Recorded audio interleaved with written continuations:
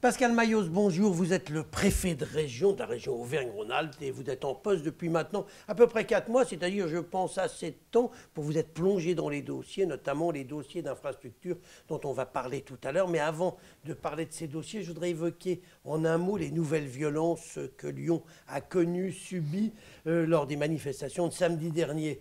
On a même vu des images qui font peur de cette voiture de police prise à partie par des manifestants qui étaient visiblement hyper violents. Du coup, certains vous disent, vous demandent pourquoi ne pas interdisez-vous pas ces manifestations qui, aujourd'hui, mettent en danger l'ordre public. Vous auriez toute raison de le faire. Bonjour Gérard Angel d'abord.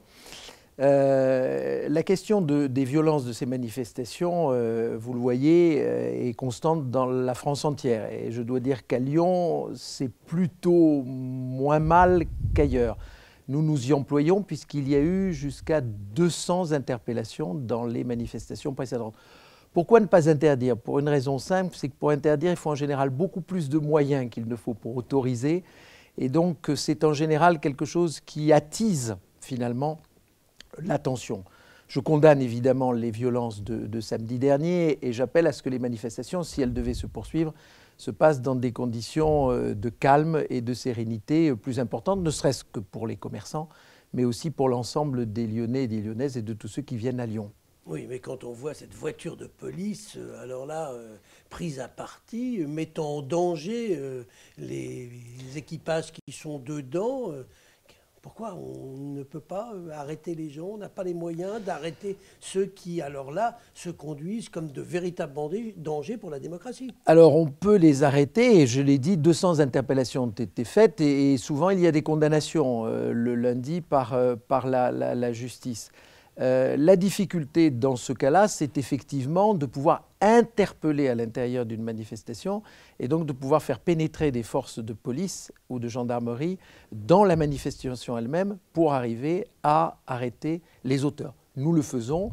Là, ça n'a pas été le cas, mais je rappelle que le procureur de la République a ouvert une instruction et donc à ce stade-là, c'est à lui à déterminer les suites de cette affaire. Alors Pascal Mayos, parlons maintenant, si vous le voulez bien, des dossiers. D'abord, du projet abandonné de la 45. Quelle solution alternative l'État va-t-il proposer pour fluidifier le trafic entre Lyon et Saint-Étienne? Alors vous le savez, dès l'annonce par Elisabeth Borne de l'arrêt de la 45, 4 chantiers ont été lancés par mon prédécesseur et que je poursuis naturellement. La fluidification sur le réseau ferroviaire, la route, la 47 et l'arrivée sur la 450. Et donc ces 4 projets font l'objet de 4 groupes de travail qui sont animés par le préfet de la Loire, par le SGAR, par l'ensemble de mes collaborateurs. Et ils ont pour objectif d'aboutir à des premiers résultats au printemps, de telle façon que nous puissions proposer des solutions d'amélioration pour la vie quotidienne de ceux qui empruntent ces itinéraires. Alors ceux qui empruntent ces itinéraires, ils voudraient savoir non pas quand est-ce qu'on va faire des propositions, mais quand est-ce qu'un jour, techniquement, ça ira mieux.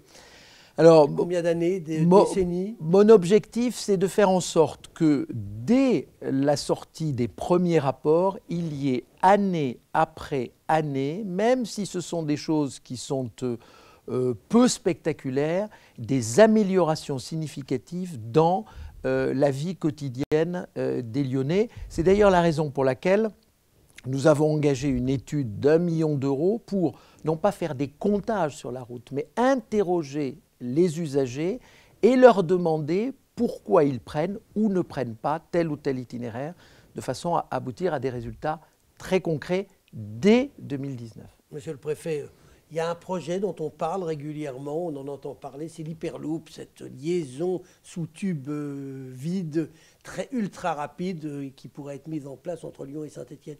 Ça vous paraît sérieux ce projet ou c'est une lubie qui n'aboutira jamais?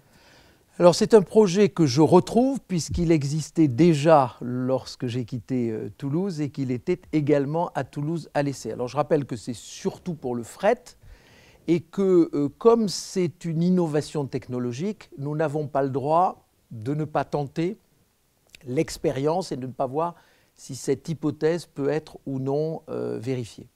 Alors, la métropole est en charge du bouclage du périphérique, ce qu'on appelle l'anneau des sciences, mais il a toujours été dit par les responsables lyonnais qu'ils ne feraient l'anneau des sciences que le jour où on aurait le grand contournement autoroutier de Lyon. Alors là, c'est l'état où on en est. Alors, vous savez que là-dessus, il s'agit en réalité de compléter finalement le contournement. C'est le contournement qu'on appelait le contournement Est et qui passera finalement à l'Ouest. À l'Ouest, exactement. Et de faire en sorte que finalement, il y ait un périphérique, si je puis dire, complet. Bon. Ce sujet nécessite évidemment l'accord, même si c'est l'État qui est maître d'œuvre, l'accord de l'ensemble des collectivités. C'est la raison pour laquelle j'essaie de voir avec chacune d'entre elles si, à la fois du point de vue financier et du point de vue technique, il y a bien un accord de chacune d'entre elles. Une fois que cet accord sera enregistré, eh bien, nous nous lancerons à ce moment-là dans les procédures. Quel délai ? Je pense d'ici 2 ou 3 ans. Et réalisation des travaux, c'est... Réalisation des travaux, une petite dizaine d'années. Une petite dizaine d'années. Avant de nous quitter, juste un petit mot sur le TGV Lyon-Turin. Alors la région a fait une grande annonce lundi en disant que l'Europe pourrait finalement financer 50% non seulement du tunnel que l'on connaît entre la France et l'Italie, mais aussi des voies d'accès en France. Alors c'est effectivement une information que nous avions et qui est une bonne information pour nous, puisqu'effectivement, en portant à 50% le taux de financement européen, cela veut dire qu'il ne reste plus que 50% pour la partie française. Et donc, cela répartit entre les différentes collectivités les sommes de telle façon que nous pourrons vraisemblablement faire plus de travaux et vraisemblablement améliorer encore les accès côté français. Je voudrais quand même signaler que 15% déjà de la partie du tunnel est réalisée. Elisabeth Borne d'ailleurs s'est rendue sur le terrain la semaine dernière. Et ce sont plus de 400 ouvriers qui travaillent sur le tunnel en ce moment. Pascal Mayos, vos 2 prédécesseurs sont restés quelques mois. Est-ce que vous avez la certitude que vous êtes là pour plusieurs années? La certitude, non. L'envie, oui. Et Lyon est une ville attachante. Ici passe plein de choses. On a notamment beaucoup parlé de l'affaire Prénat. Est-ce que vous allez aller voir le film de Ozon, Grâce à Dieu? Écoutez, si j'arrive à trouver un peu de temps pour aller au cinéma, il n'est pas impossible que j'aille le voir. Eh bien, vous nous raconterez peut-être un jour ce que vous en avez pensé, Pascal Mayos. Je vous remercie. Merci à vous.